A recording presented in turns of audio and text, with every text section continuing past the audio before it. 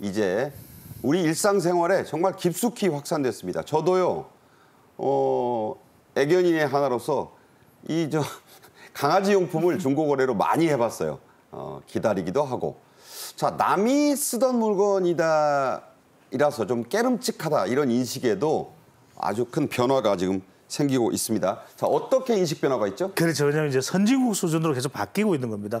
보시면은 중고거래에 대한 인식이 상당히 긍정적으로 무려 10명 중 7명이 넘는 75.3%가 긍정적인 겁니다. 부정적인 게 불과 1.9%밖에 안 됩니다. 보통이 22.8이니까요. 그리고 중고거래에 대한 거부감이 줄었다가 무려 51.8%. 과반수네요. 자, 이렇게 되는 이유가 뭐냐면 이게 그만큼 상태가 좋고 이런 우리가 선진국형 중고거래가 되는 겁니다. 그다음에 믿을 수 있다는 신뢰. 그래서 소비자 절반 이상이 3년 전보다 거부감이 줄었다. 일회 평균 6만 9천 원 정도를 지출하는데 자파, 의류, 도서순. 특히 이제 의류 같은 건요. 믿지 못하면 거래가 안 됩니다. 옷 상태가 어떤지. 근데 중고 플랫폼의 만족도가 무려 69.9%로 되고 더 앞으로 이런 거래를 늘리겠다 하더라도 37.3%라서 말 그대로 중고 거래의 시대가 열렸다라고 볼 수 있겠습니다. 네, 좀처럼 생각하기 힘든 중고 거래도 많아요. 다른 건 몰라도 무슨 카네이션, 부모님께 달아드리는 그런 카네이션도 남이 한번 쓴 거를 다시 사서 재활용하려는 수요가 늘고 있다고 합니다. 그래서 중고 카네이션 매우 싼 값에 많이 올라온다죠? 그렇죠. 왜냐하면 이게 카네이션 값도 만만치 않습니다. 부모님 입장에서는 좀 섭섭하지 않을까요? 그럴 수 있는데 그래도 알뜰하게 해서 깨끗한 상태의 카네이션을 선물 드리니까 그러면 나쁠 게 있겠습니까? 말은 안 하겠죠. 그렇죠. 상당히 경제적이 되겠는데 카네이션도 헐값으로 판매가 됩니다. 생화, 조화 안 가리고 중고 거래가 이런 상태가 좋아요. 그래서 국내 카네이션 거래량이 1년 새 32%가 내려갔습니다. 그러니까 생화는 잘 안 하죠. 그렇죠. 생화라든지 이제 중고 거래가 아닌 처음에 이제 최초 구매로 사는 경우가 그만큼 줄어들어서 꽃보다는 돈이다 이런 이야기인데. 그렇죠. 청탁금지법 시행 후에는 서성의 날 꽃 선물도 사실 꽃이 너무 비싸다 보니까. 그러다 보니까 이제 꽃도 여전히 중고 거래를 해서 상태 괜찮으면 이것도 선물을 할 수 있거든요. 그렇게 또 거래의 형태도 변화가 이루어지고 있습니다. 네, 부모님이나 스승들에게는 좀 이런 선물이 좀 줄었다고 하는데 어린이 선물에는 오히려 프리미엄, 이 웃돈이 붙는다고 합니다. 우리 양 변호사도 뭐 어린이 둘이나 키우고 있으니까 이유가 뭘까요? 일단 이 아이들이 찾는 게 굉장히 특정적이고 한정적입니다. 특히 남자아이들 같은 경우에는 이 포켓몬 카드가 품귀 현상을 빚고 있다 보니까 그렇죠. 중고 거래가가 무려 5배 이상 치솟는 경우도 있고요. 새 것보다. 그렇죠. 그리고 포켓몬 카드를 원하는 카드를 가서 이렇게 사는 게 아니라 비닐을 뜯어보면 이제 뭔지 아는 그런 랜덤 카드예요. 그러다 보니까 원하는 이 카드는 굉장히 제한적이어서 이렇게 가격이 붙을 수밖에 없고요. 또 기아에서는 티니핑 유니폼을 어린이날 맞이 한정으로 이렇게 출시를 했던 적이 있습니다. 그런데 이게 너무 인기가 많아서 다 품절 대란인 거예요. 그러다 보니까 중고시장에서 웃돈을 건네면서도 제발 구하고 싶다. 혹시 가진 사람 연락 달라라는 글이 많이 올라왔다고 합니다. 네. 자, 홍삼, 뭐 이런 인삼 제품을 이제 건강기능식품, 그래서 줄여서 뭐 건기식 이렇게 말하는데 이것도 요즘 중고 매물로 플랫폼에 많이 올라온다고 합니다. 그래서 식약처가 아예 이 중고 거래를 그 기간을 더 늘리기로 했죠? 그렇죠. 원래는 이러한 건기식의 경우에는 중고 거래가 제한되는 품목 중에 하나입니다. 왜냐하면 우리가 먹는 것은 사실 유통 절차라든지 유통 기한이라든지 굉장히 까다롭게 지켜야 되는 법률이 있는데 일반 소비자 간 거래의 경우에는 엄정하게 이렇게 단속할 수 없다 보니까 이제 거래가 제한됐었거든요. 그런데 식약처에서 중고 거래 시범 사업을 진행을 한 것입니다. 별도의 카테고리에 이렇게 본인이 원하는 팔고자 하는 영양제라든지 홍삼이라든지 이런 것들 이렇게 올려서 거래할 수 있도록 했고요. 일단 한시적으로 허용을 하는 것이고 많은 사람들이 이렇게 선물 받았는데 건강기능식품 어떻게 처치곤란이다라고 하는 경우가 좀 많다 보니까 이렇게 한시적인 허용을 하게 됐습니다. 네. 자, 길을 여러 사람이 있으면 그쪽으로 길을 내야죠. 그게 맞는 방법인 겁니다. 하지만 이 건강기능식품을 중고거래 플랫폼 등에 내놓을 때 반드시 지켜야 할 그 주의사항이 있죠? 그렇죠. 그러니까 건기식을 거래를 할 수 있다고 하더라도 반드시 이건 지키셔야 되는 겁니다. 일단 미개봉 제품이에요. 내가 뜯어서 뭐 하나를 먹었는데 맛이 없어서 팔겠다. 이런 건 안 됩니다. 아예 뜯어서 하나 먹고 절대 그건 안 된다. 그렇죠. 아예 미개봉 제품이어야 되고요. 당연히 실온, 상온 보관 제품이어야지 이게 만약에 냉동이라든지 냉장 제품이면 그 과정에서 혹시나 냉동이 안 됐을 가능성도 있기 때문에 그걸 확인할 수 없어서 아예 원천적으로 거래를 차단했고요. 소비 기한이 6개월 이상 남아 있어야 됩니다. 소비 기한이 보통은 영양제의 경우에 뭐 2년, 3년 되는 경우도 있는데 6개월이 안 남았다고 하면 그건 굉장히 유통기한이 임박한 것이거든요. 네. 그래서 이 소비 기한을 지켜야 된다라는 걸 주의를 하셔야 되고요. 다만 기억하셔야 되는 것이 해외 직구라든지 구매 대행을 해서 많이들 영양제 복용을 하시는데 해외 제품은 전혀 안 됩니다. 아, 이건 안 된다. 맞습니다. 우리 국내에서 유통되고 국내에서 생산된 국내 회사 제품만 거래가 한시적으로 허용되는 겁니다. 자, 그리고 홍삼 뭐 많이들 하고 또 비타민 많이 하시는데 이건 올리는 사이트가 정해져 있다고요? 그렇습니다. 일부 중고거래 사이트에 그것도 제한된 카테고리가 있기 때문에 거기에만 올리셔야 되고요. 아니면 이게 요즘에는 AI로 자동으로 스크린을 해서 그냥 글이 자동으로 삭제가 됩니다. 그래서 그 거래를 하실 때에도 내가 전용 카테고리에 올려야 된다라는 기억을 하시면 좋겠고요. 또 영리 목적으로 판매를 허용하는 건 아니기 때문에 1인당 연 10회 그리고 30만 원을 초과하는 경우에는 제재가 돼서 거래를 금지시킬 수가 있습니다. 네. 난초도 있고 뭐 식물들 키우시는 분들 요즘 참 많이 늘었는데 이 중고거래 시장에는 식물들도 많이 올라옵니다. 역시 주로 희귀한 식물들이죠. 그렇습니다. 이게 그럴 이유가 있는 것이 이제는 우리가 식물 멍이라고 해서 불멍도 있지만 식물을 쳐다보면서 히 웃으면서 이렇게 위로를 받는 거예요. 식물멍. 그렇습니다. 또 이제 반려식물 또 열풍인데 이른바 희귀 식물들이 거래가 되는데 정말 이 희귀 식물계의 금쪽이는 누구냐면 몬스테라 알보입니다. 몬스테라 예. 알보. 자, 지금 화면으로 저건가요? 저 잎사귀가요 예술입니다. 그러니까 저 잎사귀가 멕시코가 원산지인데 뿌리를 내려서 저 잎사귀가 나는데 뭐 최소 3개월, 6개월도 걸려요. 오. 그러니까 아예 저걸 갖다가 세 장 이렇게 묶어서 팔면 20만 원입니다.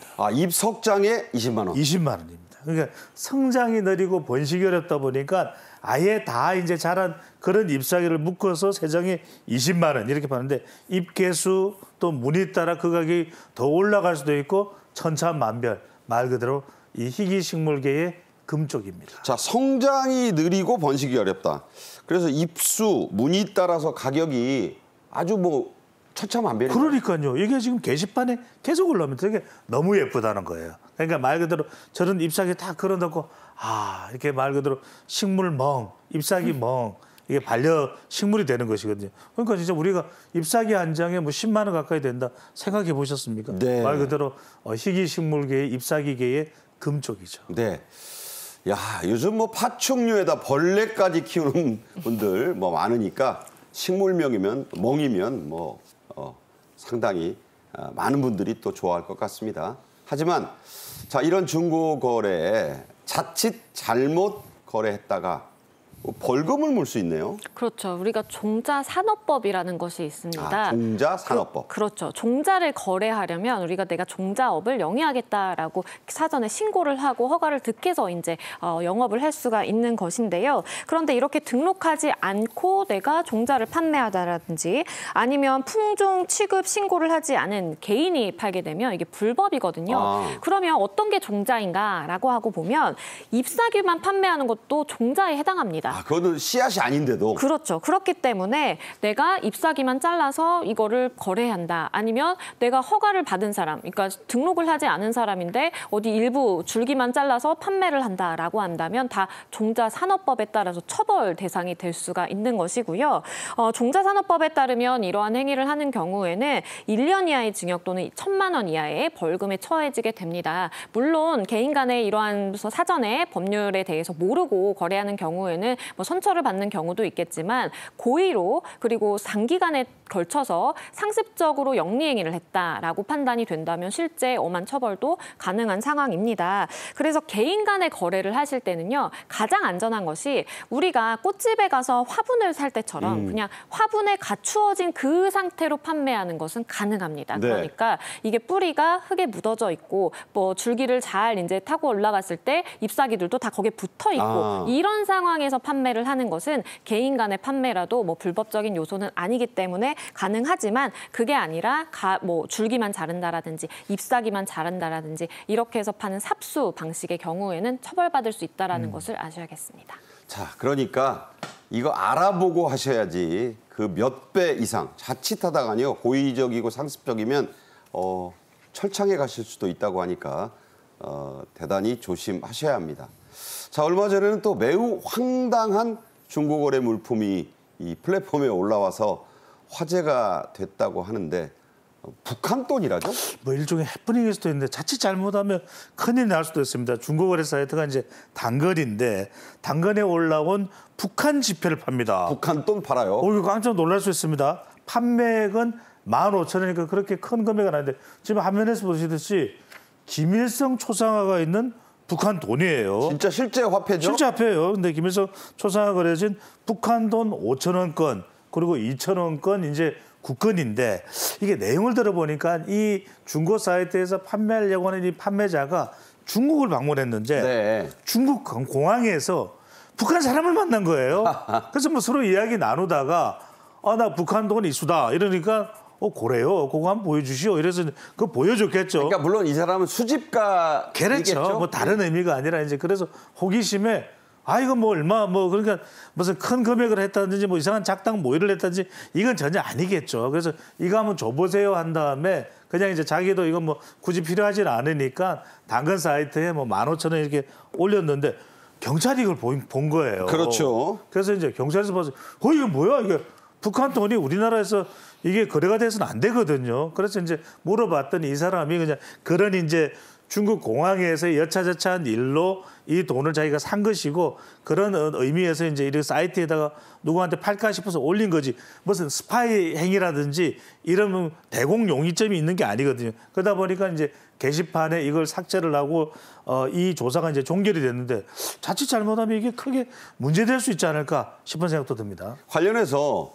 저게 이제 도를 만약에 양 변호사님 넘어가면 저 처벌이 될 수 있죠? 실제로 남북교류협력법 위반이 될 수가 있습니다. 남북교류협력법에 따르면 북한 사람과 접촉을 해도 사실 처벌을 받는 것이고 그리고 이러한 외화 같은 경우에 특히 북한 지폐의 경우에 이것을 우리나라로 들여오고자 한다라고 한다면 이 허가를 받아야 돼요. 통일부 장관의 승인을 사전에 받아야 되는 것이거든요. 그런데 이분의 경우에는 지금 모르고 이렇게 들여온 상황으로 보이기 때문에 당연히 어떠한 허가를 받았을 리는 없을 것으로 보입니다. 그렇죠. 그래서 이것이 입건을 하고자 한다면 충분히 법안은 마련이 되어 있는 그런 상황이고요. 만약에 이걸 위반한다라고 했을 때에는 3년 이하의 징역 또는 3천만 원 이하의 벌금에 처해질 수가 있습니다. 그리고 형법상으로도 우리가 외화를 뭔가 거래의 목적으로 이렇게 외국에서 들여오게 된다라고 한다면 또 처벌을 받을 수가 있거든요. 그래서 여러 가지 법에 저촉될 그런 가능성은 있지만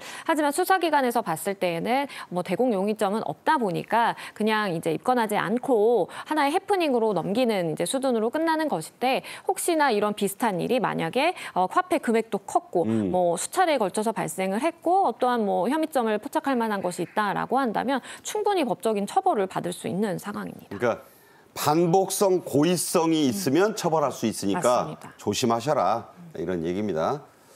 자, 말씀드린 대로 이 중고거래 정말 우리 일상 속에 아주 깊숙이 자리 잡았어요. 제가 두 패널 분께도 여쭤보니까 다 중고거래들 하고 계십니다. 저도 하고 있습니다. 하지만 저도 몰랐던 것들이 있는데 이 주의해야 할 점들 좀 짚어봐야겠죠?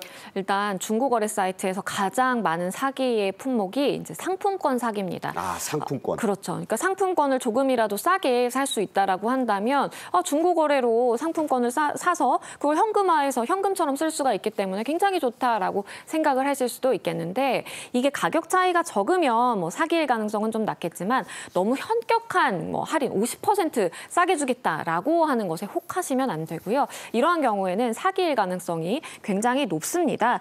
인기 상품이나 아니면 비싼 상품이 지나치게 헐값에 팔린다라고 하더라도 혹시나 모조품이라든지 아니면 이것이 입금받은 후에 연락이 두절되는 그런 사기 행위일 수 있기 때문에 조심을 하셔야 되고요. 만약에 이러한 사기의 피해를 내가 봤다라고 할 때에는 그 해당 플랫폼으로 연락을 하는 것도 우선 좋겠지만 수사기관에 반드시 피해자 본인이 또 신고를 해야 되는 부분이 있기 때문에 사기의 피해 발생이 했다라고 한다면 일단은 수사기관에 연락을 하셔서 관련 증거들을 증거로 제출을 하시는 것이 좋겠습니다. 자, 피해자가 직접 신고해야 된다. 이 부분이 좀 저는 굳이 그러니까 가족이나 대리인이 하시면 안 되는 이유는 있을까요? 일단 대리인이 어떠한 권리를 위임을 받아서 할 수도 있겠지만 일반적으로 사기든 아니면 어떤 사건을 조사할 때에는 반드시 피해자가 와서 본인이 어떠한 피해를 입었고 당시에 상황이 어땠고라는 것을 반드시 조사를 거치게 되다 보니까 피해자가 직접 신고를 해야 되는 부분이 있습니다. 이러한 플랫폼에서 사기를 당했다라고 할 때에는 요즘에는 이제 만나서 현금 거래를 하는 경우는 굉장히 드물거든요. 그래서 플랫폼을 통해서 내가 송금을 했다라든지 아니면 은행을 통해서 송금을 했을 때 그 송금 확인증이나 아니면 적어도 송금이 됐다라는 것이 확인이 될 수 있는 부분을 캡처를 해두시는 게 좋겠고요. 더불어서 그 판매자가 내가 거래를 하고자 하는 그런 경우라면 판매자가 올린 해당 글도 하나 캡처를 해두셔서 보관을 하는 것이 안정적입니다. 왜냐하면 수사기관에서 사기 혐의를 포착을 해서 수사가 개진되게 되면 가장 먼저 하는 것이 그 사기 혐의자에 대해서 신원을 파악하기 위해 이 해당 플랫폼에 협조 요청을 한다라든지 네. 압수수색이 들어가게 되거든요. 그러면 아이디나 아니면 그 사람의 인적사항을 특정할 수 있어야 되기 때문에 거래 지역이나 아이디가 나올 수 있는 부분을 캡처를 해놓으시는 게 큰 도움이 됩니다. 네. 자, 중고거래의 특성이 있습니다. 먼저 돈을 입금하시고 나중에 물건을 줍니다. 자, 이것을 좀 깨름칙하게 여기시면 거래가 안 되죠. 이런 거래 특성상 어디로 보내는지 그 계좌에 사기당할 수 있으니까 어떤 목적의 계좌인지 이걸 반드시 사전에 확인해야 된다고요? 그렇습니다. 많은 분들이 이렇게 물건에만 또 집중을 하다 보니까 어떤 계좌인지 확인도 안 하고 무턱대고 거래되다가 사기를 당하는 경우가 십상입니다. 그래서 중요한 것이 뭐냐면 여러분들이 어떤 계좌인지를 분명히 확인하셔야 돼요. 예. 이게 신규 개설이 자유로운 자유적금 계좌. 적금이 들어가면 안 됩니다. 적금이 들어가면 안 계좌가 되나요? 되면은 이거는 악용수법이 기승을 부리고 있는 겁니다. 네. 왜냐하면 우리가 수시 입출금식은 계좌를 하나만 만들 수가 있어요. 왜냐하면 은행에 가더라도 여러 개 안 만들어줍니다. 그렇죠. 그런데 자유 적금 계좌는 적금 계좌이기 때문에 여러 개를 만들 수가 있습니다. 그러니까 사기 계좌라고 하더라도 다 또로 다른 사기에 이용될 수 있는 계좌가 수시로 여러 개가 만들어줄 수 있단 말이에요. 근데 그거를 확인 안 하고 우리가 보면 그냥 35,000원입니다. 툭 하고 보내버려요. 그렇죠. 반드시 확인하십시오. 반드시 그 계좌가 어떤 건지. 그러니까 사기 거래 계좌가 등록이 돼도 곧바로 신규 계좌 개설 가능한 자유적금 계좌라면 일단은 거래를 중단하셔야 돼요. 그걸 알아야 된다 먼저. 저는 수시 입출금 계좌를 다시 알려주세요. 아니면 이걸 만들어라서도 알려주세요. 왜냐하면 돈을 빨리 보낼 이유가 없어요. 네. 이게 빨리 이 물건을 잡지 못해서 안달이 나서 그렇게 거래를 해서는 안 된다는 말씀을 드리고 비대면 거래를 할 경우에는 이 계좌 확인이 더군다나 필수입니다. 저도 사기를 당한 적이 있어요. 그래요? 그래서 여러분들이 적금 계좌면 일단 왜냐하면 거래할 때 이게 물건이 좋다 보면 빨리 사야 될 것 같으니까 멈출 수가 없어요. 조심해야 됩니다. 네. 이렇게 배종찬 소장이 한번 당하셔가지고 더 지식이 풍부하시군요. 역시 경험에서 나온 겁니다. 계좌로 돈을 붙이기 앞서 계좌 정보를 검색해서 사기 의심 계좌인지 확인할 수 있다는데 이건 좀 반드시 알아야겠네요. 그렇죠. 이게 굉장히 힘든 게 아닙니다. 우리가 많이 사용하는 포털 사이트예요. 그 계좌번호를 입력을 합니다. 그러면 만약에 사기 이력이 있다고 하면 주의라는 이제 표시가 뜨게 돼요. 그러면 한 번쯤 이 사람이 사기의 용의자인가 아닌가를 좀 생각을 해볼 수 있는 그런 기회가 마련이 되는 것이고요. 포털 검색창에 인터넷 사기 의심 전화라든지 계좌번호만 입력하면 바로 그 결과가 뜨게 되기 돈 안 때문에 받죠? 네. 그렇죠. 무료 서비스고요. 바로 그 결과가 나오기 때문에 확인을 한 번쯤 거쳐보시는 게 중요하겠고요. 그리고 계좌를 안내받을 때 이렇게 띄어쓰기해서 계좌를 안내하는 경우가 있는데 있죠. 이것은 내가 혹시나 사기 이력이 있는 계좌를 활용할 때 사기 계좌인지 아닌지를 스크리닝하지 못하도록 이렇게 일부러 띄어쓰는 것이거든요. 그렇기 때문에 만약에 그런 계좌를 받는다라면 한 번쯤 의심하시는 게 좋겠습니다. 네.